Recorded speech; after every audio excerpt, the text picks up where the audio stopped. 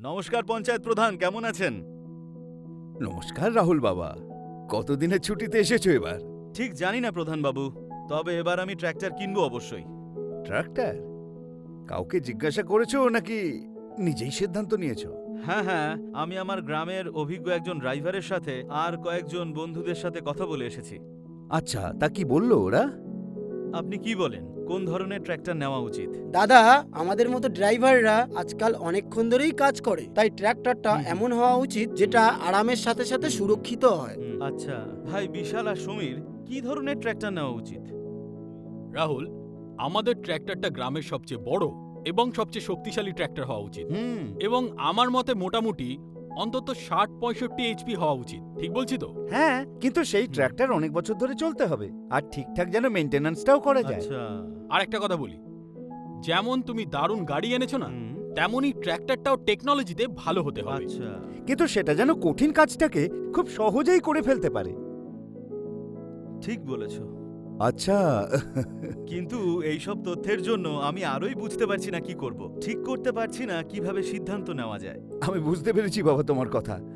হুম, এত বড় একটা জিনিস কেনার আগে কোনো জ্ঞানী মানুষের পরামর্শ নেওয়া উচিত।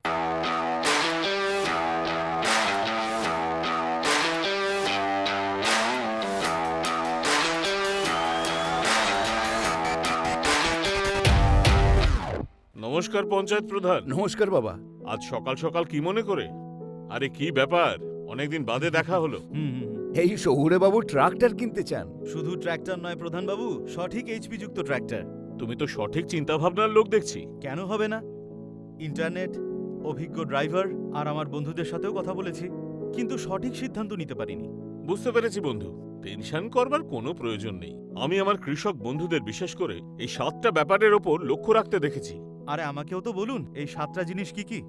সাধারণত ভারতীয় কৃষকদের কাছে ২ থেকে ৪ একর জমি থাকে, তাতে একটা ফসলের হিসেবে ৩৫ থেকে ৪০ এইচপি ট্র্যাক্টরের প্রয়োজন পড়ে। আর যদি একাধিক ফসল হয় তাহলে?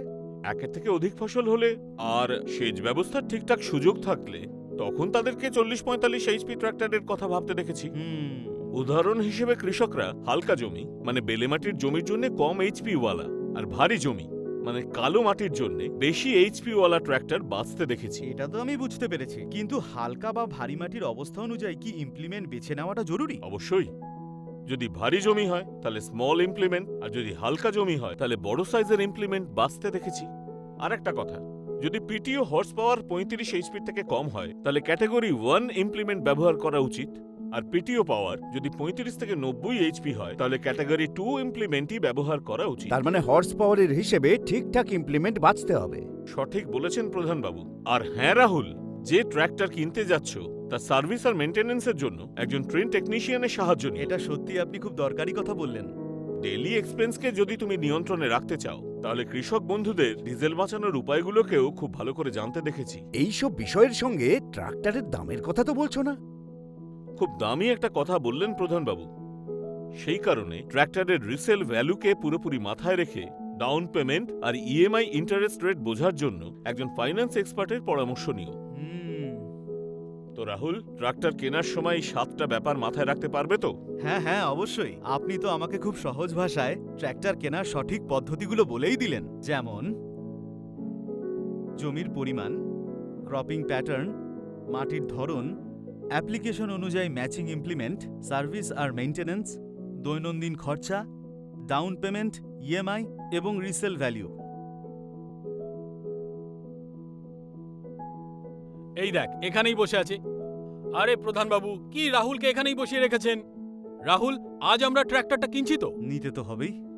আরে এর নাম হলো রাহুল। যে কোনো জিনিস কেনার আগে তার সম্পর্কে সবকিছু জেনেই তবে ছাড়বে। শুধু আমিই নই প্রধানবাবু, বেশিরভাগ চাষি বন্ধুরাই একটি সঠিক এইচপি ট্র্যাক্টর কেনার আগে যেন ভালো করে ভেবে নেন। তাহলে চলো গিয়ে ট্র্যাক্টর কিনে আনি। ঠিক আছে, Yes, চলো। চলো। আরে দাঁড়াও দাঁড়াও, এইটুকু জেনেই ট্রাক্টর কিনতে চললে? এই ৭টা বিষয় ছাড়াও ট্র্যাক্টরের ফিচার তো তোমার নিজের কাজ অনুসারে বাঁচতে হবে, তাই না? তাহলে দেরি করছেন কেন, বলে দিন। হ্যাঁ, সবকিছু আজই জেনে নেবে। জানার জন্যে দেখতে ভুলবেন না ট্র্যাক্টর এবং তরুণের পরবর্তী এপিসোড।